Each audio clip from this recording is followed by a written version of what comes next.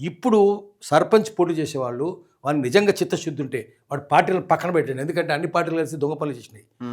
నీ వ్యక్తిగత నీదేంటి, నీ ఎజెండా ఏమిటి, నువ్వు ఈ ఊరికి ఏం చేస్తావు, ఈ ఊరికి ఉన్న ప్రత్యేకత ఏమిటి, ఇక్కడ ఉన్న వనరులు ఏమిటి, ఇక్కడ వనరుల లేమేమిటి, వనరులు లేకపోవడం కూడా సమస్య.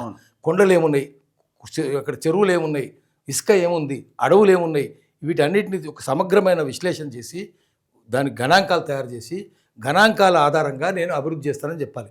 ఎందుకంటే PC Mahalanobis father of Indian statistics ఏం చెప్పిండంటే data is backbone for planning. Planning చేయాలంటే నీకు డేటా ఉండాలి, గణాంకాలు ఉండాలి. అవి ఉన్నాయా నీ దగ్గర? ఒక్క సర్పంచ్ దగ్గర ఉన్నదా? నీ ఊరు గురించి ఉందా? నువ్వు అమెరికాలో ఏం జరుగుతుంది మాకు అనవసరం, ఏం జరుగుతుంది అనేది.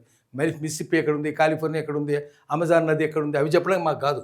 నీ ఊర్లో ఏముందో నువ్వు అవగాహన ఉందా? లేదు కదా నీకు. లేకుండా ఎవడో నువ్వు రాజకీయ నాయకుడు జోకరో బ్రోకరో చెప్తే అవి ఎందుకు చేస్తావు నువ్వు? కలెక్టర్కి ఏం తెలుస్తుంది? వాడు ఈరోజు ఈ ఊరు ఉంటాడు, రేపు ఇంకో కలెక్టర్ ఉంటాడు, జిల్లాలు తిరుగుతా, ఊరు తిరుగుతా, ఎక్కడ తిరగడు. కలెక్టర్ని పక్కన పడేయండి, పంచాయతీరాజ్ సెక్రటరీ ఇసురు పారేయండి, మూసిన మురికాలలో పడేయండి. మీరు మీ గ్రామాన్ని ఏం చేస్తారు? ఒక ప్రకటన ఇప్పుడు చెప్పాలి, పార్టీలు కూడా చెప్పాలి, పార్టీలు కార్యక్రమం ఇవ్వాలి.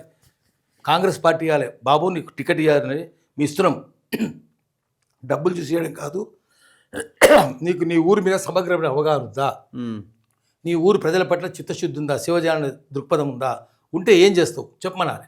ఇప్పటిదాకా ఏ పార్టీ చేయలేదు, దేశంలో ఎక్కడ జరగదు. చేయాలి. ఒకటి